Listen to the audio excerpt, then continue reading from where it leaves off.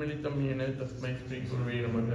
श्रीचैतन्यमनोभीष्टं स्थापितं येन भूतले स्वयं रूपाय पदामह्यं तदानीं वन्देऽहं श्रीगुरु श्रीयुतपदकमलं श्रीगुरून् वैष्णवांश श्रीरूपं साग्रजातं सगुणरघुनाथमितं तं सजीवं साद्वैतं सावधूतं परिजनसहितं कृष्णचैतन्यदेवं राधाकृष्णपादान् सगुणललिता श्रीविशाखांश। हे कृष्ण करुणा सिंधु दीनबंधु जगत्पते गोपेश गोपिका कांत राधा कांत नमोस्तुते। तप्त कांचन गौरांगी राधे वृंदावनेश्वरी वृषभानुसुते प्रणमामि हरिप्रिये। वाञ्छाकल्पतरुभ्यश्च कृपा सिन्धुभ्येव च पतितानां पावनेभ्यो वैष्णवेभ्यो नमो नमः। नमो विष्णुपादाय कृष्णप्रेष्ठाय बोधले श्रीमते भक्तिविकासस्वामीति नामिने। नमो विष्णुपादाय कृष्णप्रेष्ठाय बोधले श्रीमते भक्तिवेदान्तस्वामीति नामिने। नमस्ते सरस्वती देवे गौरवाणी प्रचारिणे निर्विशेष शून्यवादी भाषास्ते। हरे कृष्णा कृष्ण कृष्ण हरे हरे हरे राम हरे Ram Ram Ram Hare Hare. Good evening, everybody. For those who did not be here at the beginning of the reading, actually we're reading from Bhagavad Gita, chapter 4, text number 6, which talks about, the chapter 4 talks about transcendental knowledge about the appearance of Lord, and knowledge about what devotional service is. It's called transcendental knowledge, but since we are going to celebrate Janmashtami in a couple of weeks, I thought we could speak about a little bit about why the Lord appears and why we have to know about all these things. What it matters to us as practicing devotees, or or even practicing Sanatana Dharma person. Why do we have to know about why Krishna is born in this world?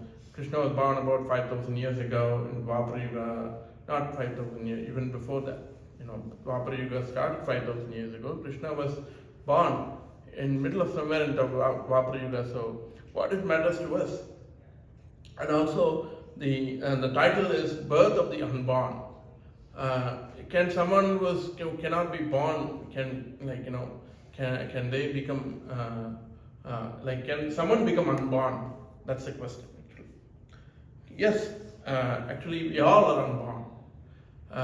We all are unborn as living entities, as pure souls. We never take birth. We were ever existing, and we never cease to exist. That's what Bhagavad Gita says in second chapter. Krishna explains Arjuna, there's no soul that was taken birth.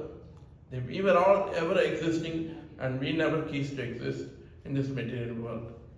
So we all are Aja means unborn. The meaning of the word Aja, which comes in this sloka, is unborn. So one way we are also have the quality of unborn, like the Supreme Lord Krishna.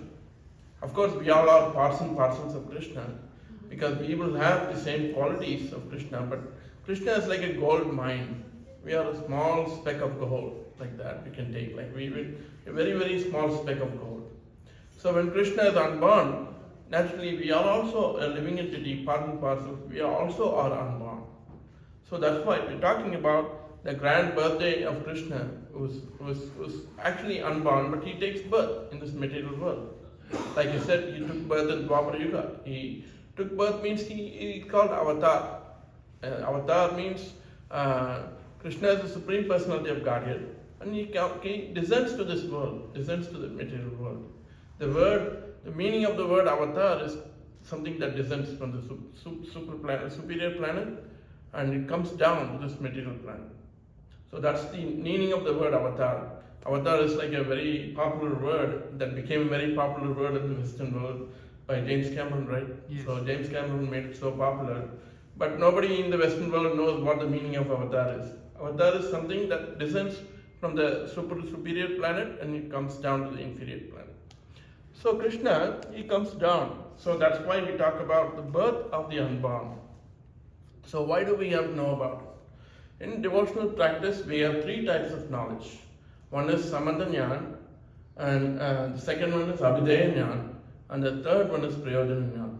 Like we all, talk about devotional service, service to Krishna, service to devotees. I have to sing Kirtan, we have to listen to lectures, and we do Aarti, We go to temple, we worship. What's the idea behind all these things? We do all those things.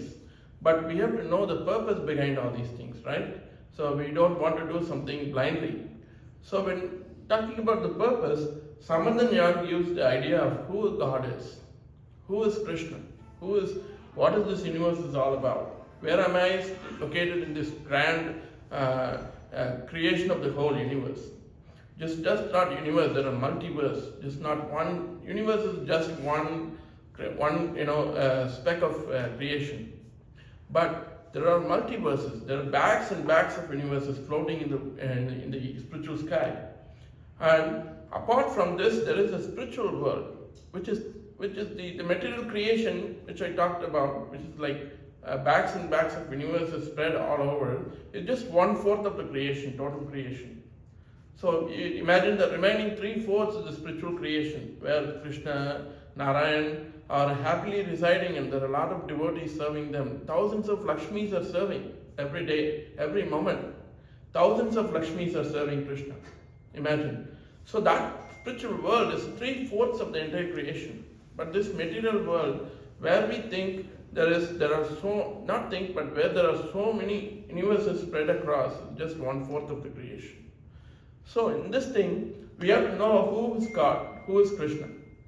And then we also have to know who we are, where we are located in the eternal time, and there's a lot of factors that involve our presence here in this material world. So who are we? We are a small part and parcel of the whole creation, small part and parcel of whole, which is Krishna. And what is the relationship between me and the Supreme Lord? The reason why we have to know is, like, a lot of people who come from the Indian background, who are practicing Hindus, the so-called Hinduism, which is very popular right now in India. We all become very sentimental, and we think, okay, Krishna, I know him. I've heard a lot of people saying to me, like, I talk to Krishna every day. Krishna speaks to me every day. Whatever happens is happening by Krishna. Yes, that's good. I'm not saying that they're not speaking, it's not a possibility. It can happen. People can do that. But we have to know this relationship. Like Prabhupada always used to say, God is great, which is a very common saying, but we have to know how great God is. We can't just take it for granted that God, just Krishna is just like that, just like this, or something like that. We are not in that position. Of course, we see the saintly people here, the Goswamis, the Acharyas. They can converse to God. But we are not in the position of those Acharyas, thinking that we can talk to God and I take care of God. Of course, that's good intention, but we have to elevate to that level, for which we need to know what relationship we have with the God. What is the sambandha we have with the God, and then we have to go to the Abhideya, because Abhideya is how to act in that relationship, how to perform the devotional service. What is my position as a devotee? What is my position as a practicing spiritual person?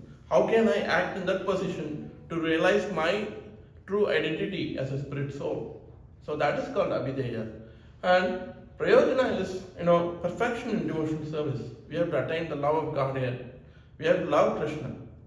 Just like, a mother loves a child unconditionally, we have to love Krishna unconditionally, uninterrupted way. In material world, we see, like, today in my life, for example, I'm saying, my car broke down this morning. My AC broke down 4 or 5 days ago. I've been thinking about all these things. Where am I going to think about Krishna? I don't think about Krishna at all. When something breaks down, I have to call Rajesh Prabhu to give me a ride here. I have to call, Manju Mataji to give a ride to another Mataji, because we made a commitment to pick up, Amritanandini Mataji to here. So we are thinking about so many things, but there's no time to think about Krishna, because our mind is so occupied about all these material things. They don't show up. Oh, really? I stay over there 10 minutes. That's fine, Mataji. At least you can. Calling, Yeah. they don't pick up the phone. So we have to practice the devotional service in such a way that we have to know where we are. We have to know what my position is in this material creation, and then practice devotional service. so that we can achieve the love of God and prema. So it's not easy, but it can be easy also, depending upon our mindset, depending upon our material desires and so many things. So this knowledge starts with Samantha. So without knowing who Krishna is, without knowing who we are, and without knowing what the relationship is, the avideya and priyojana can be little shaky. It cannot be perfect.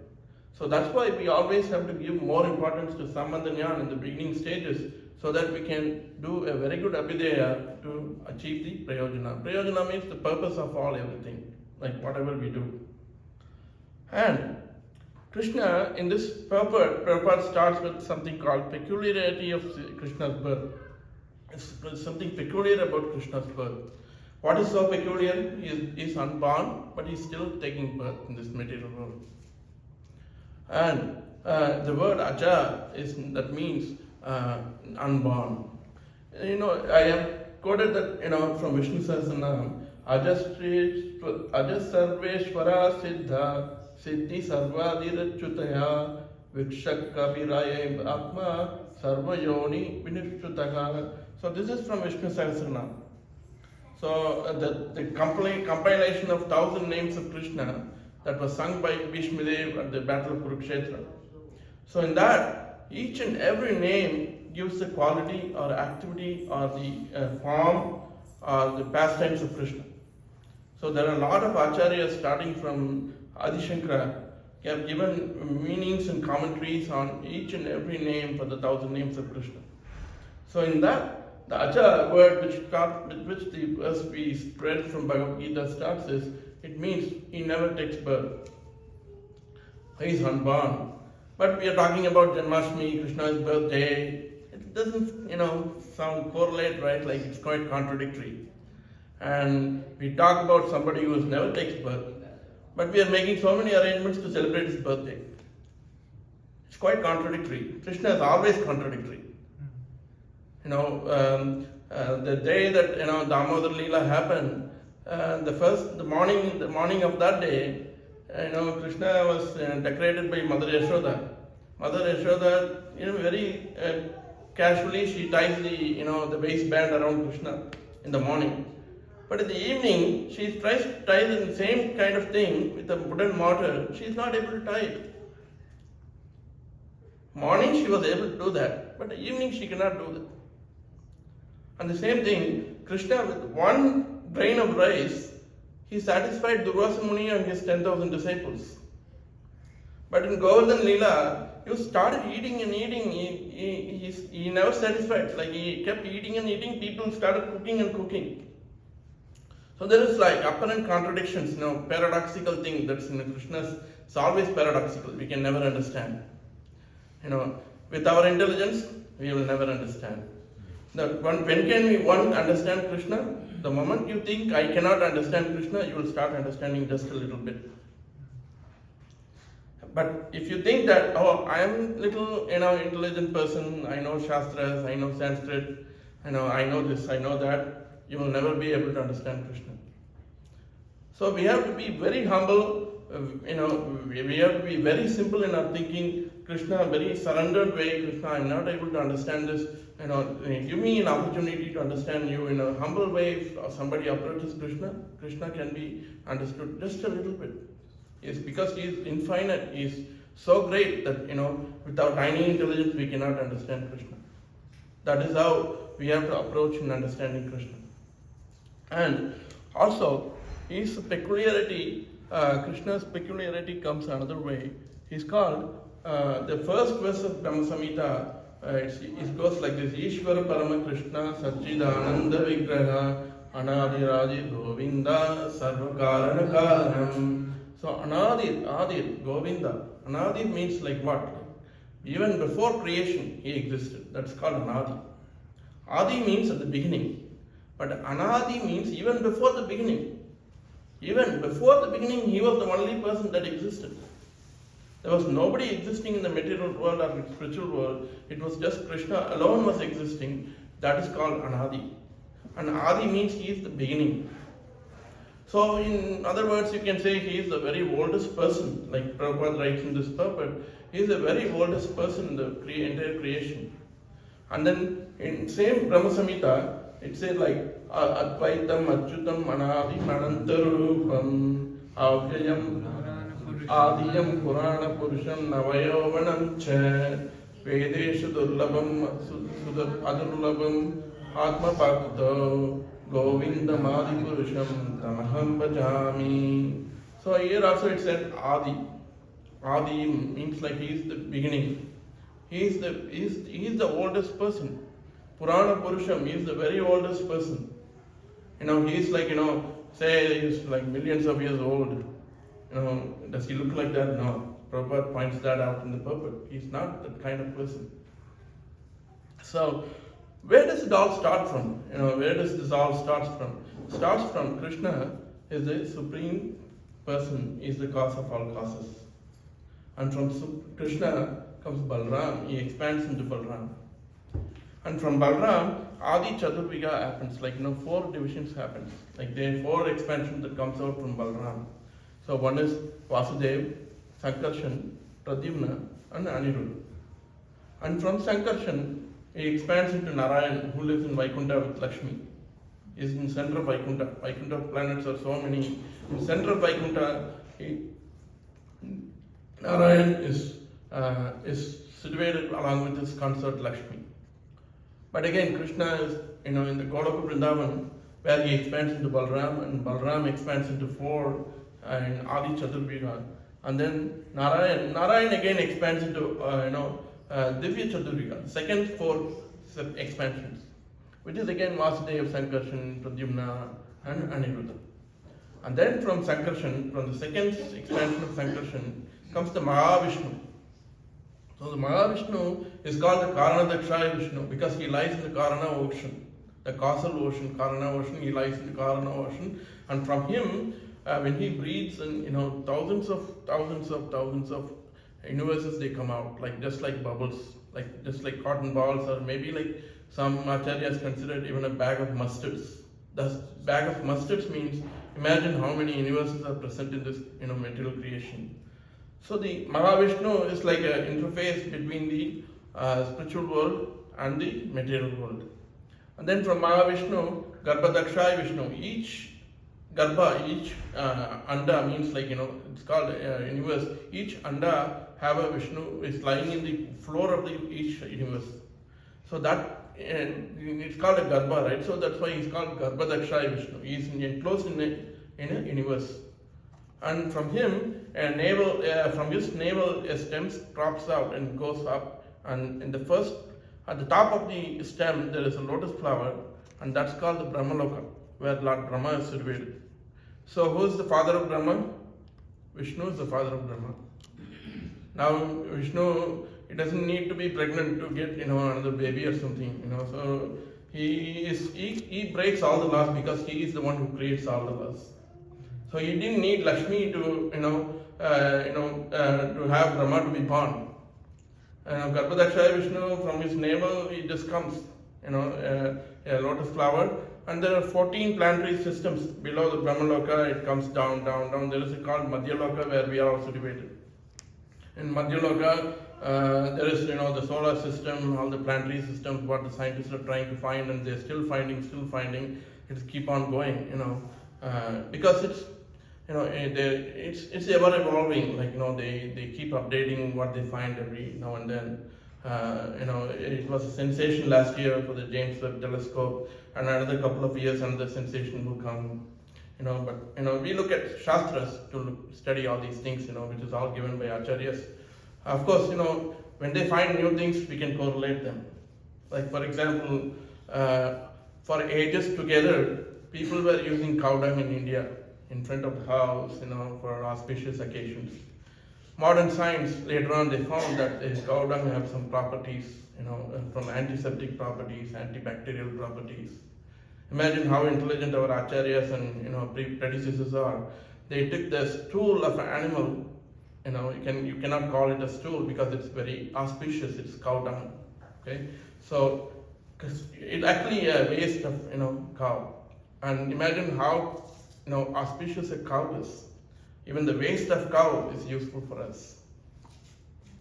And so the point I was trying to make is these Shastras are giving us a wealth of knowledge which the modern science may find or may not find. Sometimes they find it, sometimes they don't find it. Anyway, then the Madhyalok, I'm talking about the Madhyalok where we all are located, and there are 7 planetary systems below the Madhyalok. Atala, Vitala, Sutala, up to goes up to Patal Lok. That's called all hellish planets. When we do something wrong and when our consciousness goes down, we have to go and live in Patal Lok or somewhere in the hellish planets where we don't have all these modern facilities. We'll be put into some kind of hellish situation. For our actions, we have to go through those lifetimes to what to say, it's called it's called some kind of repentance or something like that. It's all done by laws of nature. You don't have to do anything. If you do something wrong, that will come back to you. If you just do something good, it will come back to you. So be careful about, you are the only person who are responsible for your actions. You are the only person who is responsible for your actions. Sometimes, in a family, the husband takes a share of wife's karma. There are things like that. But, especially where individual is responsible for his own actions. And then from Garbhodakshaya Vishnu, another, Vishnu expands, is called Shivadakshaya Vishnu, who spread everywhere in the universe. Even in each and every atom in the universe have Shivadakshaya Vishnu. The reason why I tell is, when you look at the atom, you have the nucleus, you have the electrons, protons. The electrons are revolving around the nucleus of the atom. All these moving. It's all moving because of Shivadakshaya Vishnu. And he is Paramatma in each and every living entity, even from the smallest ant to the biggest Brahma. He is present in each and every one of us as Shivadakshaya Vishnu. He is called Paramatma. Okay, the yogis meditate on Paramatma to realize who Paramatma is. So that's what Shivadakshaya Vishnu is. So this picture is to show how great Krishna is. How great Krishna is. And imagine such a great person is coming down to the material world on the occasion of Janmashtami, which we are going to celebrate in a couple of weeks. So the next one is, when he comes to the material world, does he come like us? Like, from mother's womb, and, going through all kind of, labor and things like that? No. He appears in the mind of Vasudeva. Vasudeva and Devaki are parents of Krishna. In Dwapara Yuga, Vasudeva and Devaki, they were so fortunate to have Krishna as their child. But how Krishna was born? He was born in his own original form. He appeared in the mind of Vasudeva. And from mind of Vasudeva, he transferred to the mind of Devaki. But in front of them, he appeared as 4 hands Narayan. He appeared as an original 4-handed Narayan. From there, he became a child Krishna. And then he transferred into the womb of Devaki. It's not like, a sperm, a ovum, zygote, an embryo, and all those things, divisions and all those things. No. He came directly as Narayan in his own original form. And they said, he's got now 4 arms, how can I have you as a child? And, kind of anxiety in Devaki and Vasudeva. Then he transformed to make their anxiety less. He became a 2-handed baby Krishna. And he always appears in his original form. Krishna appears in his original form as he is in Golok Vrindavan, holding a flute in his hand. And there are so many Shastras from Vedic literatures and Bhagavatam, Brahma Samhita support this statement. How Krishna is, what's his form, and all those things.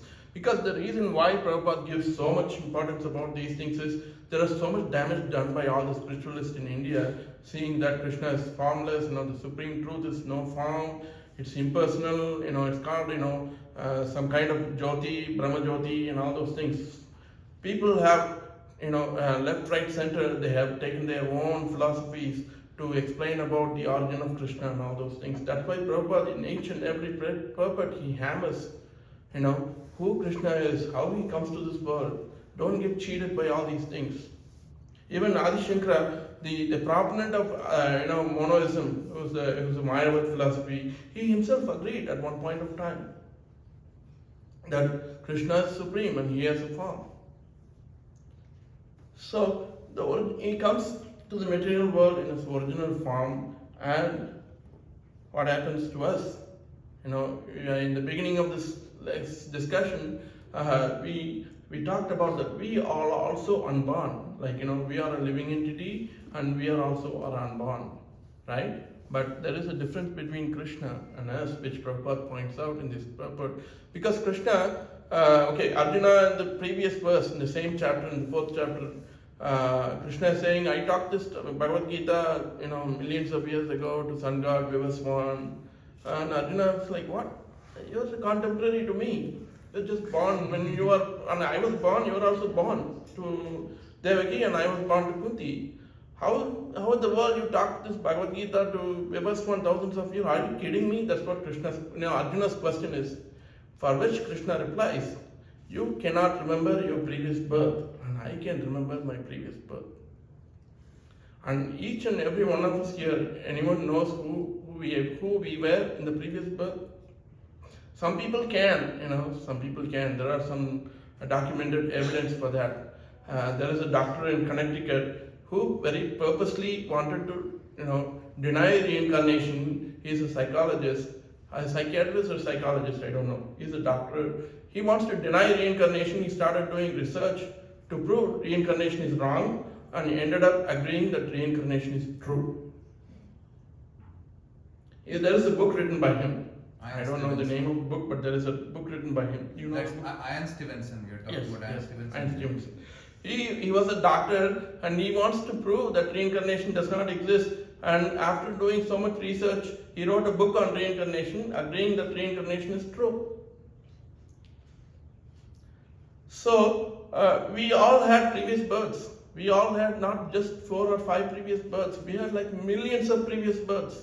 Millions and zillions of previous births. Imagine, in the eternal, column of time, we were being there from Anadi Kala, from time immemorial, we were existing.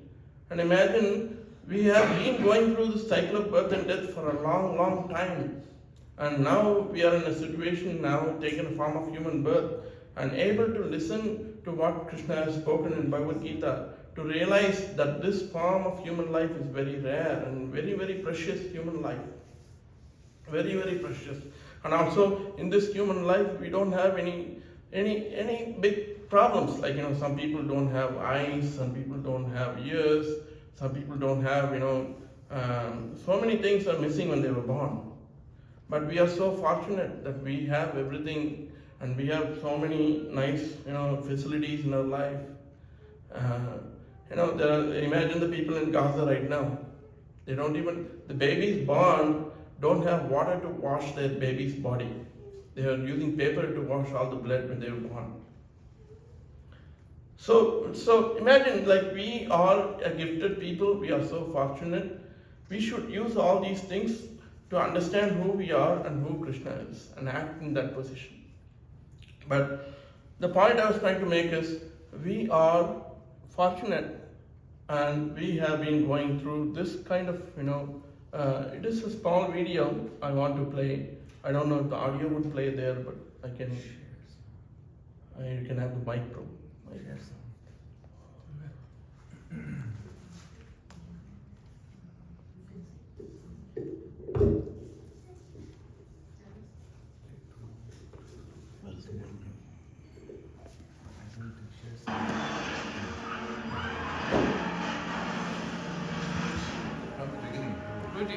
can start from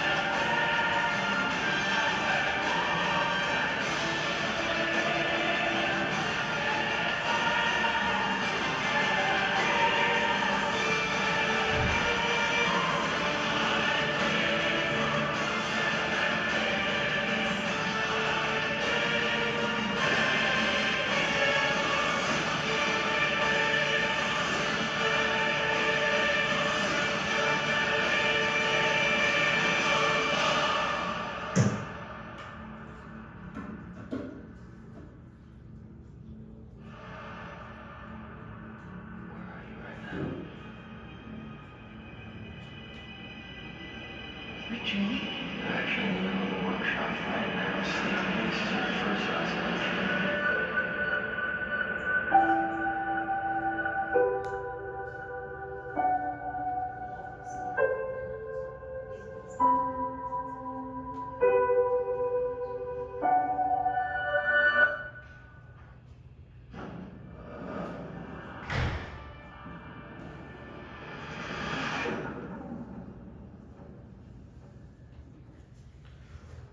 So this is the way we are born every time we take birth.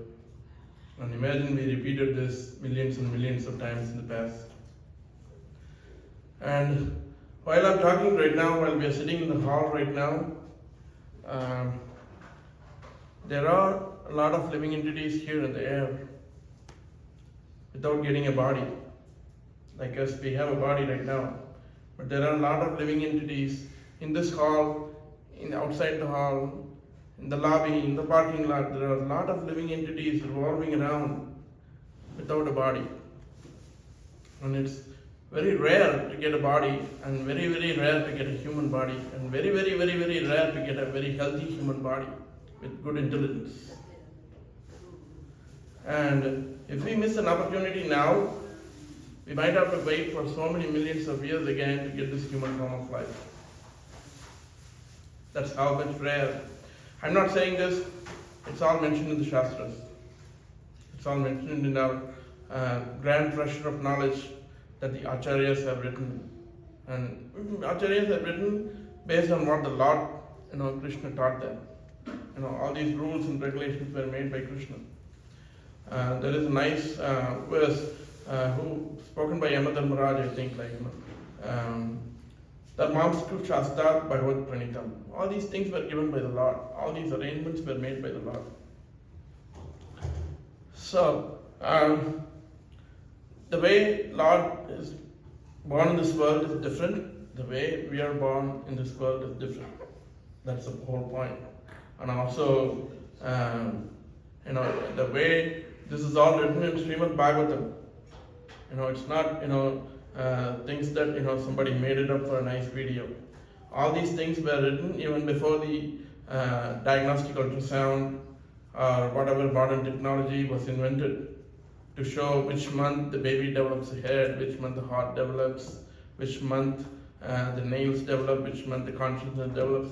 All these things were written in Bhagavatam thousands of years before all the modern invention happened to describe the growth of a baby.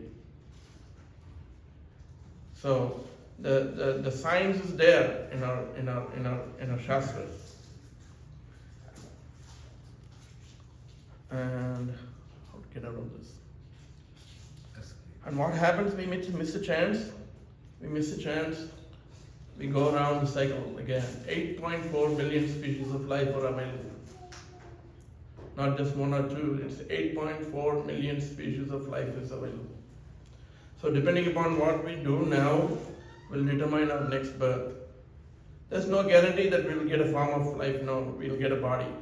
Even an ant body or even a crocodile body, a chimpanzee body. There's no guarantee that we will get a body. Because Upanishads describe the way the soul comes into the material world. How it comes into the material world? Like how, say a yajna is going on. There's fire yajna going on. And they take a spoon of ghee and put it in the yajna kund, right? Havan. And they put the ghee, not necessarily all the ghee has to go into the fire, right? So there's a lot of ghee that goes outside the fire and never gets into the fire. Like that, 5 times from the like somewhere in the upper planetary system, the soul, after we pass this body from the upper planetary system, like when I'm, say if I'm dying, if I'm dead, my soul goes through all the, cycle of, going to punishment in the Yamadharmaraj's court, Yamaraj's court. And after that I'm, destined to get a body, my soul will be released from Yamaraj's, court. So like that, when soul comes from the Yamaraj's court, it falls into the cloud. It can fall into the cloud means it can have a chance to drop from the cloud as rain on the field. If it doesn't fall in the cloud, you miss a chance. And from the rain, it falls on the field, and in the field, it should be a field that grows grains, like rice, wheat, or bajra, something like that. If the rain with the soul falls on the field which does not grow anything, you miss a chance again. And then after it grows on the field where where the grains are growing, it has to enter the grain. The soul has to enter the grain, and after that, the soul has to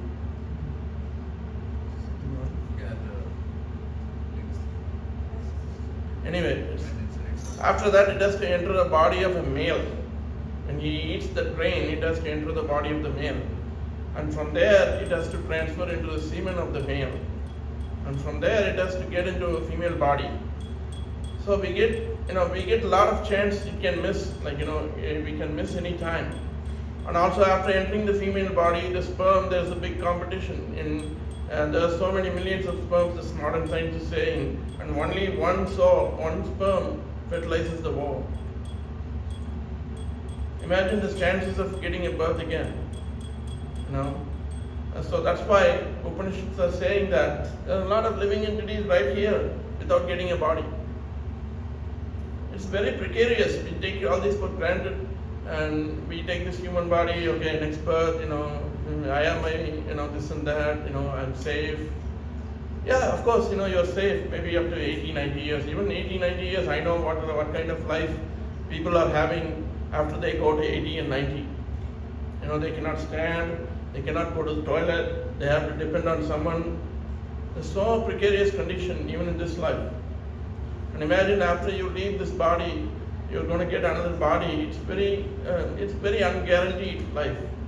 So I'm saying the gravity of the problem is bigger than what we think.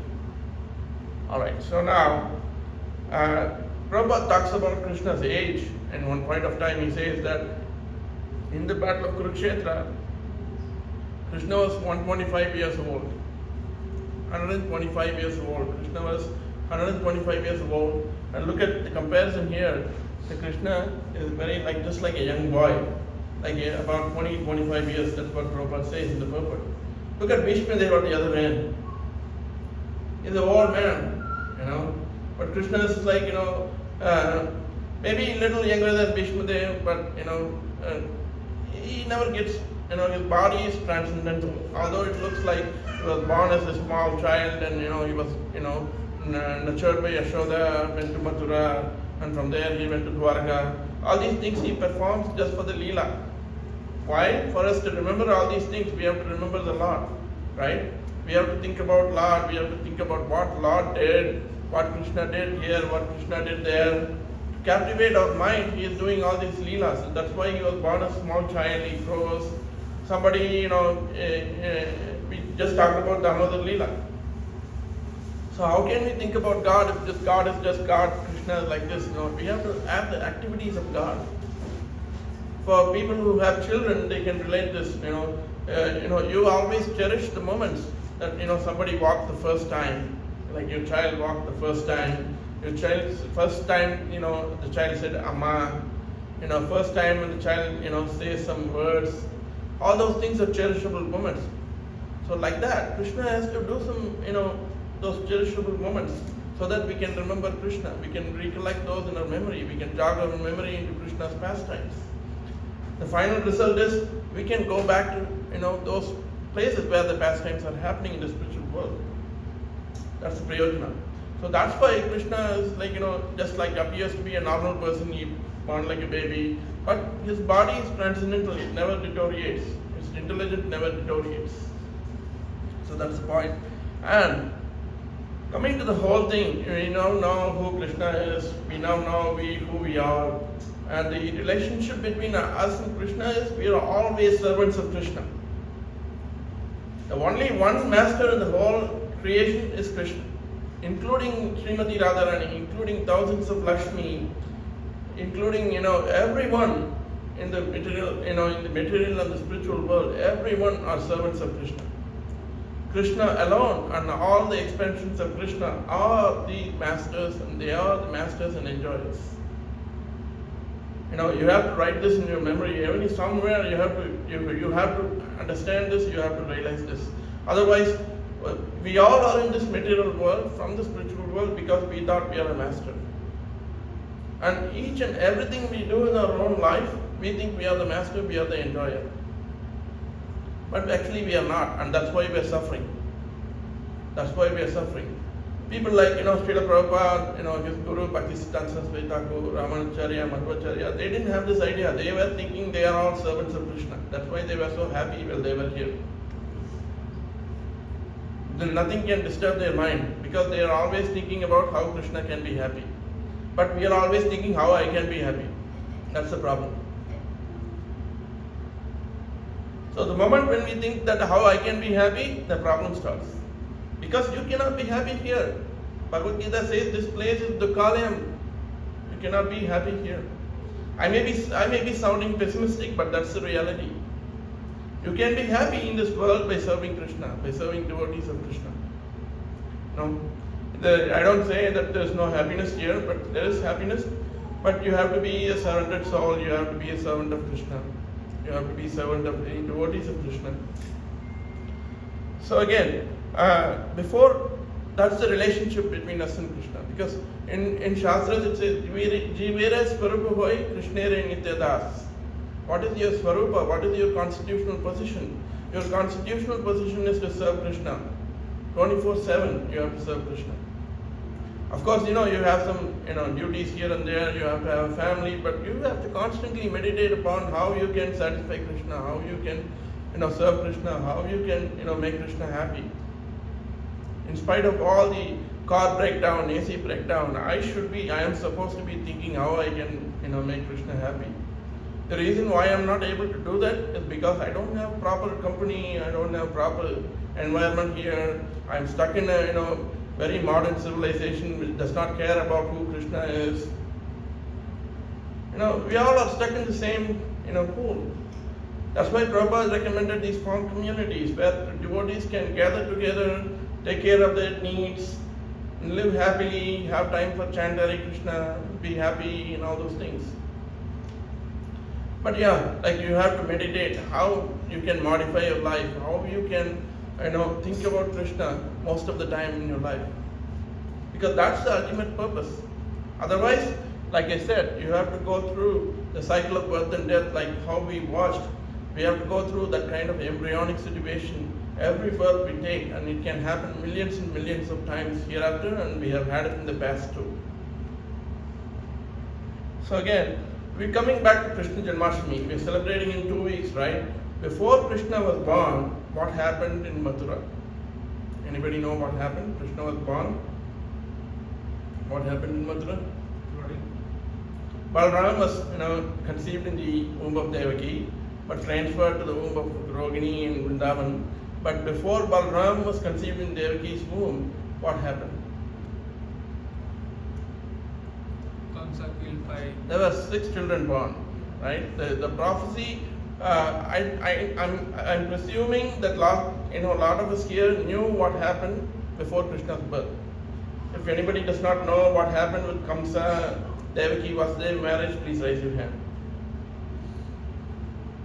So presuming that you all know that. So you all know what happened when Vasudeva and Devaki married, and there was somebody from the a prophecy told the 8th child of Devaki will kill Kamsa, right? So before that, before Balaram, before Krishna, there were 6 children born to Devaki, and all 6 children were killed by Kamsa because Narad Muni, some point of time, he comes to Mathura and he explains to Kamsa, hey, any child can be Krishna, don't be careless.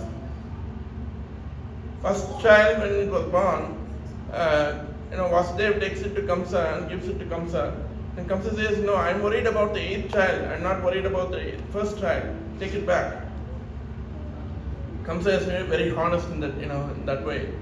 But what happens is, Narad Muni comes to expedite the arrival of Krishna. He says to Kamsa, hey, remember Krishna is a very cheating guy. He's not a very honest guy. He can cheat you like anything. So any one of the 8 children can be Krishna and you will be in danger. Narad Muni always makes kalaka, he makes kalaka for good reasons.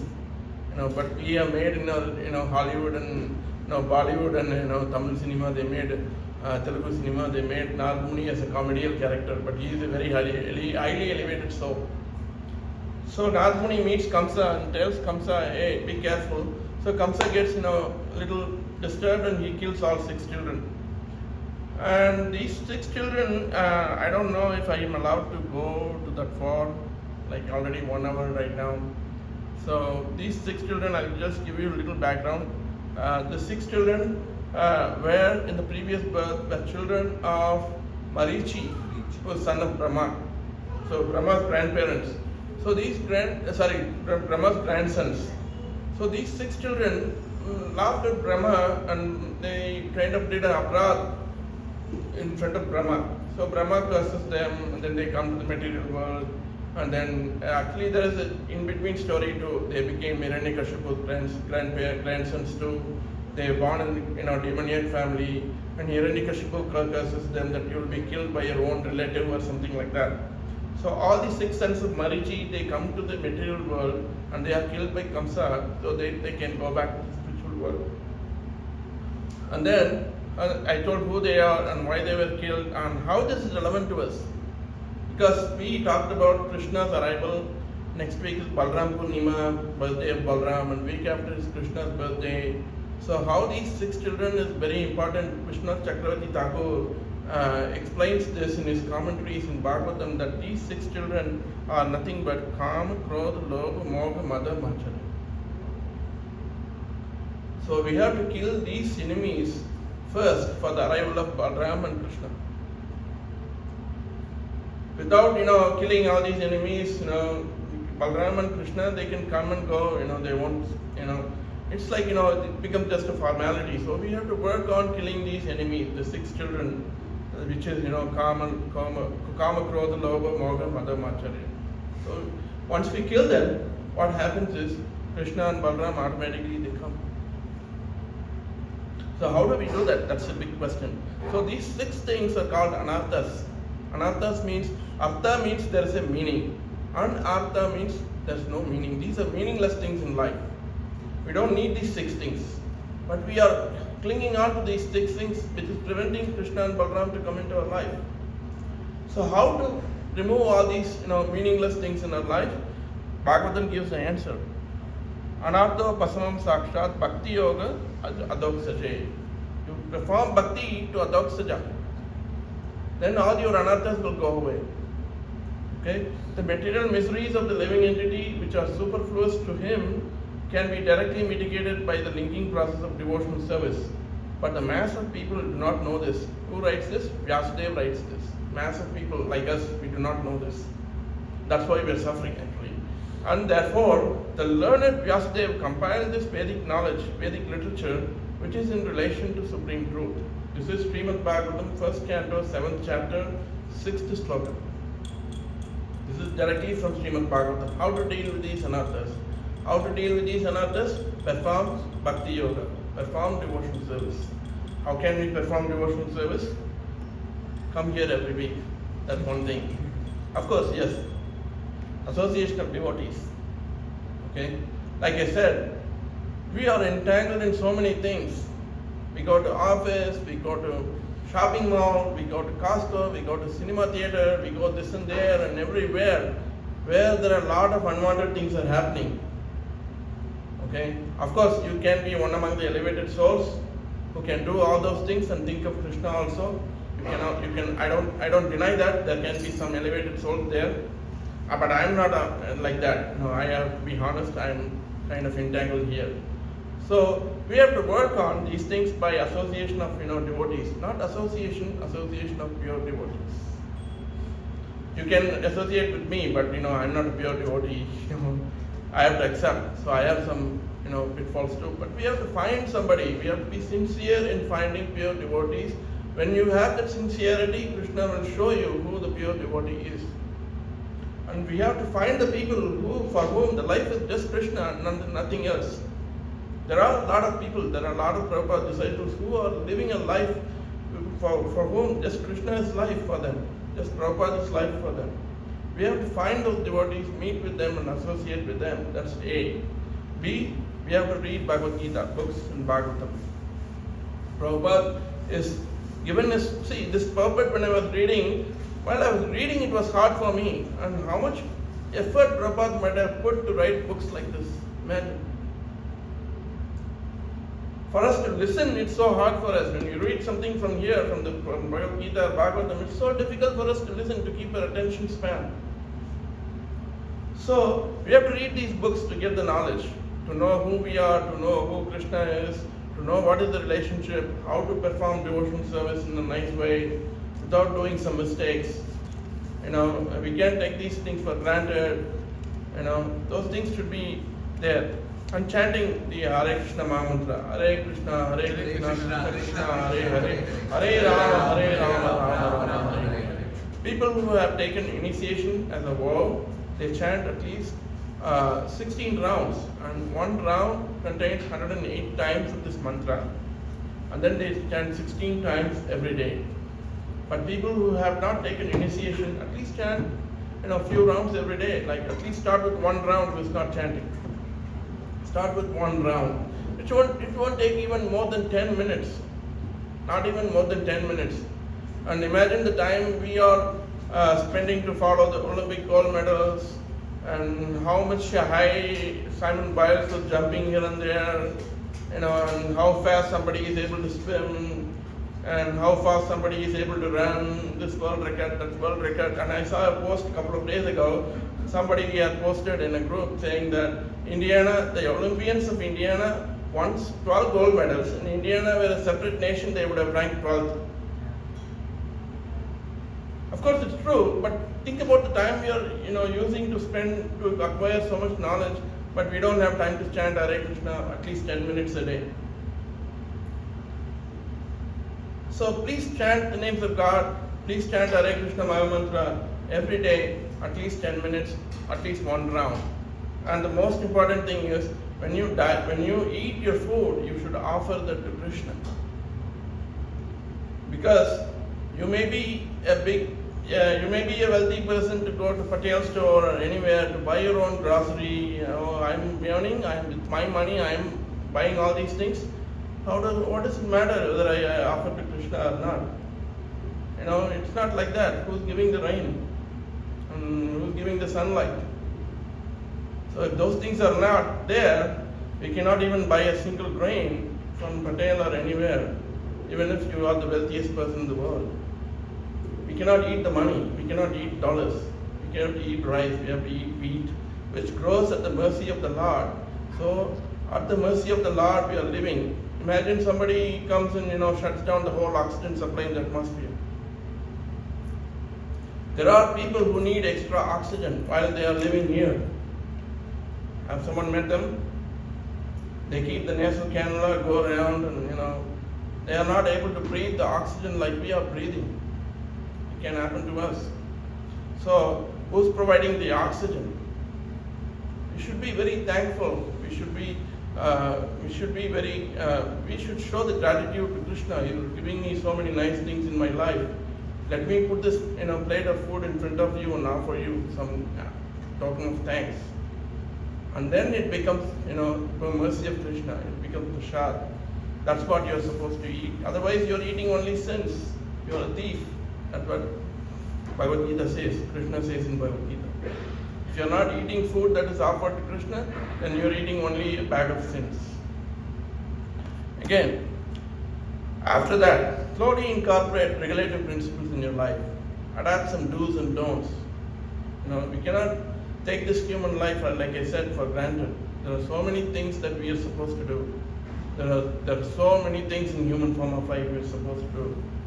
And most likely we're not doing most of them.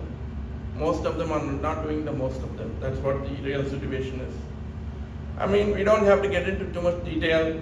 Once we follow these things, association of devotees, like coming here every week, participating in satsang, chanting, reading Bhagavad Gita, and eating Krishna Prasad, slowly all these regulative principles, Krishna will show you a way. If you're sincere, Krishna will show you a way. Because if this is what happens. If you follow these things, your shraddha, your faith will become strong in Krishna. Otherwise, it's just a sentimental faith. Shraddha can be two types. One is Laukik Shraddha, one is Shastriya Shraddha. All we have is Laukik Shraddha. Means like my friend is going ISKCON temple, I am going to ISKCON temple. My father is doing some chanting, let me also chant. My brother came to ISKCON, so I came to ISKCON. I took this pathway. Those are all Laukika Shraddha. Means like it's very fickle faith. If some difficulty happens in our life, then you'll start doubting whether Krishna is really there or not. Why Krishna is giving me so much difficulty? Are you really God? A lot of people in South India, they say that one of my friend here, she failed the exam. I called her, let's go to Balaji temple. No, I'm not going to Balaji temple because she didn't let me pass the exam. At least she is, believing that he is not letting me pass the exam. But she didn't realize that it's for good that she failed that time, or some karma that she had failed that time. And so people are like that, the faith goes down. So like that, we have to slowly develop that faith. How can we slowly develop that faith? The picture here, I cannot enlarge that. It's the Bhakti creeper. It starts with Shraddha, and then after Shraddha, what happens? You come for Sadhu Sangha, you come for association of devotees. When you come for association of devotees, you don't chit-chat about Olympics and politics and this and that and like that. What you chit-chat is about Bhagavad Gita and Bhagavatam. That's called Bhajana Kriya. So when you do Bhajana Kriya, what happens is your anarthaniviti, your anarthas will go away. Your Shraddha will become very strong, and that's called Nishtha. Very strong faith in Krishna. No matter what happens, Krishna will protect me. No matter whatever I have, I lose, Krishna will protect me. That kind of Nishtha will happen. And slowly it will go all the way up to Prema, that's love of God here. So, if we are going to do all these things, then we can celebrate, happy Balram Purnima and Krishna Jayanti. I put Jayanti word because there is a lot of misconceptions about Jayanti. That Jayanti is a word that is meant only for Krishna, not anybody else, not even for Balram. Jayanti, the word Jayanti means it's a constellation of astronomical arrangement that happens only on Krishna's birthday. We use Gandhi Jayanti, Buddha Jayanti, all things are Jayanti only, that there is no constellation happening anywhere. Only for Krishna it happens. So it is a very common misconception that we use. Gandhi Jayanti is very common in India, Gandhi Jayanti. Mahatma Gandhi's birthday, they make Jayanti. Hanuman Jayanti, they make Jayanti. No. Jayanti is some Rohini star in Ashtami. That constellation happens only on Krishna's birthday, not anybody else. So even for Bhagavad Gita, we should not say Gita Jayanti. It was not told by me, it was told by Bhaktisiddhanta Saraswati Thakur, who is a very scholarly astronomer, astrological person. He is the guru of Srila Prabhupada. So that's why I highlighted Jayanti here.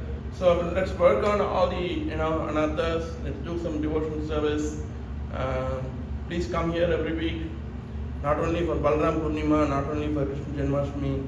If you are not able to spend 3-4 hours in the whole week of 7 days, then we are doing something. We are missing something in our life, and we will go back again. It's not that I can guarantee you coming here you will have to have a birth next time. It depends upon But there is a small possibility it can happen, because I am not the only person who is speaking here. There's Acharya Prabhu, there are a lot of other devotees who can inspire you to go back to Godhead.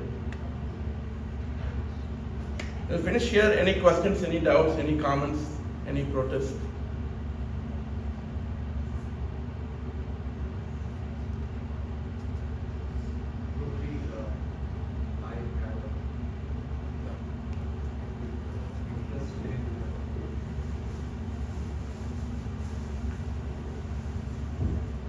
Namaskar, Prabhuji. You talked about the physical appearance of Krishna, like the body that we see on the pictures, and how Krishna took his birth, the evolution of the picture that we have in our minds about Krishna. But who is really Krishna? And you also touched upon the soul. What is the nature of the soul? You say that there are lots of souls outside, or even here in this building, that don't have body. If they don't have body, what are they? In what form and shape? And likewise, what is the true understanding of who Krishna is? Those souls, they will go back to where it has to start again. Like I said, like it falls in the cloud and it goes to and it comes back in the form of rain, and it falls in the field where the grains are growing, and from the grain it goes to stomach of a male, and from the male through semen it goes to female. During the process, like anything can happen, and it can, chance can miss to have a body. So these souls will have another opportunity to go through the same process, and by chance, if they are really destined, they will have a body, not just human body, it can have any kind of body. All this happens at the supervision of Supreme Lord, Sri Krishna. There's a nice sloka in Bhagavatam says, Karmana Deva Netrena. So Krishna is always anxious for us to return back to his, God of Vrindavan, or where his eternal abode is. He's not happy that we are here. So he's always anxious. Why these people are suffering? Like a father, if there is a disobedient son, how many times a father can tell, hey, don't do this, don't do that, it's not good for you. Please do this is good for you. You get a college degree, go to job, But the son is not listening to them. At one point of time, the father will let go. Okay, go and experience yourself, and you'll have a chance to come back in the future. When you repent for what you did wrong, you'll come back. Sometimes we, in the material calculations, I'm saying some people won't even have time to repent. By the time the life is done, father will be gone. But Krishna is always eternal, and he is always waiting for us to return. So he will definitely make arrangements for the souls. Because of the actions of the souls that they have done in the previous life, they have to go through that cycle of time that they are without a body for some time. And after some time, Krishna will give the opportunity to get a body. And going through the cycle of birth and death for so many species of life, then they will come back again in the human form of life, and they will, by chance in any association of devotee or anything like that, this knowledge will go to that soul. Those arrangements will be done, but it is the wish of the soul that it has to be like that. That's why Krishna is letting it happen. Because the soul wants to be like in that situation. Because he wants to enjoy without Krishna. At some point of time, after trying so many times to enjoy in the material world, the soul gets bewildered, gets baffled. At that point of time, I tried so many times, something is wrong in all my attempts to enjoy. There's something beyond this. That kind of realization will happen to the soul. At that point of time, Krishna will make arrangement to have some association with the pure devotee, and it will turn back again and follow the path of purification. And also, Krishna says in Bhagavad Gita, Manushyanam Sagashreshu. Like that verse, if you read, it says Krishna himself is saying, out of many thousands of people, one soul will get this knowledge. And out of such 1,000 people, millions of people, one soul will take this knowledge very seriously. And out of many thousands of people like that, one soul will try to attempt and attain perfection. And out of thousands of souls like that, one soul will go back to Krishna. So in the material world, there will always be living entities present. There won't be a time that this material world without be living entities. Imagine so many grass. My wife usually asks this question. There's so many trees, so many grass, are all they living entities? Yes, they all are living entities.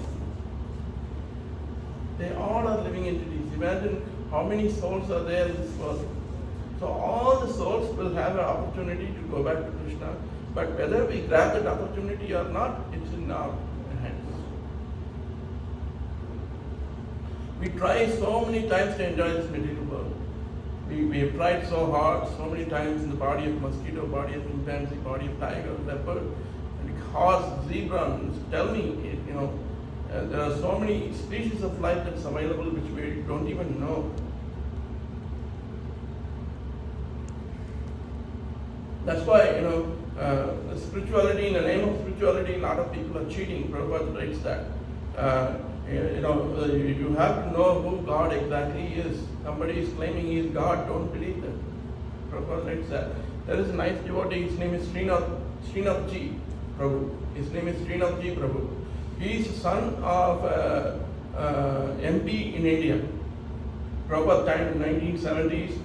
His father was a MP in the Indian Parliament, and I think it's Indira Gandhi government or something like that.